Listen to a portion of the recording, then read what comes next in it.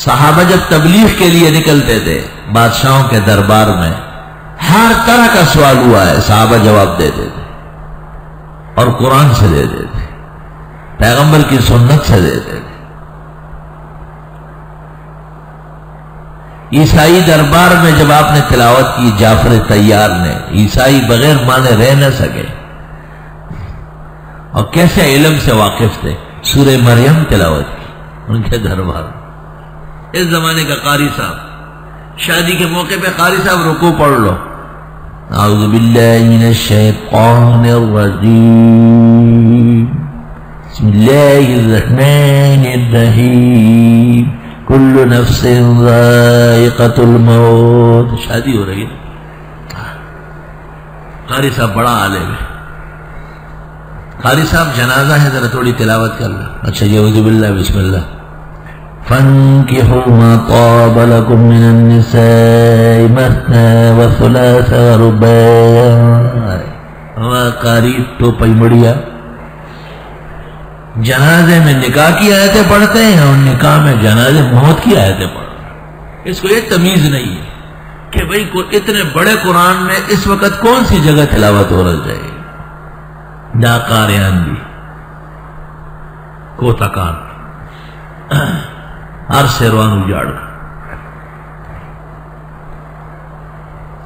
ان کو باقاعدہ چھوٹے بچے کی طرح ٹریننگ دینی پڑتی ہے کہ بابا آج یہ موقع ہے، یہ جگہ یاد کر لو، ہر جگہ سے پڑھ بھی نہیں سکتے۔ ایک بہت بڑے قاری صاحب عالم بھی ہے، وہ میرے ساتھ تھے، اسلام آباد میں ایک اجلاس تھا، مولانا سمیع الحق صاحب نے مجھے کہا کہ آپ تلاوت کریں۔ میں نے کہا قاری صاحب آپ یقین کر لیں، اس نے ایک ایسی جگہ پڑھی کہ جب اس نے تلاوت ختم کی میں نے کہا آج زمین پھٹ کے اور مجھے اور آپ کو نیچے جانا چاہیے، زمین پھٹ جاتی ہے۔ یہ جگہ تھی جو تم نے پڑھی، سبحان اللہ۔ اتفاقاً وہ ساتھ تھے۔ ایک مہینے بعد پھر دفاع افغانستان پاکستان اجلاس تھا، اس میں سب لوگ تھے، اور اس کے دائی بھی مولانا سمیع الحق صاحب تھے۔ مولانا سے کہا حضرت مولانا فضل الرحمان سے تلاوت، مولانا نے وہ آیتیں پڑھی جو فرعون کے بارے میں ہے، مطلب یہ کہ ظالم و قاہر اور شیطان حکومت کا مقابلہ کرنا انبیاء کا منصب ہے، یہ مطلب۔ میں نے ان سے کہا دیکھو اس کو قاری کہتے ہیں، ایسی جگہ چن لی انہوں نے۔ میں اس لیے یہ بات عرض کرتا ہوں کہ ہمارے دوست اور ساتھی ان مواقع پر بھی نظر رکھیں۔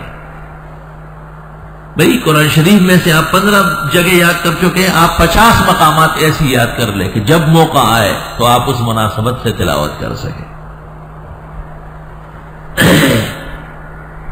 وَيُعَلِّمُهُمُ الْكِتَابِ، یہ علم کی بات ہے، کتاب کا علم اللہ نصیب فرمائے تو کتاب کی ادائیگی بھی درست طریقے سے ہوگی۔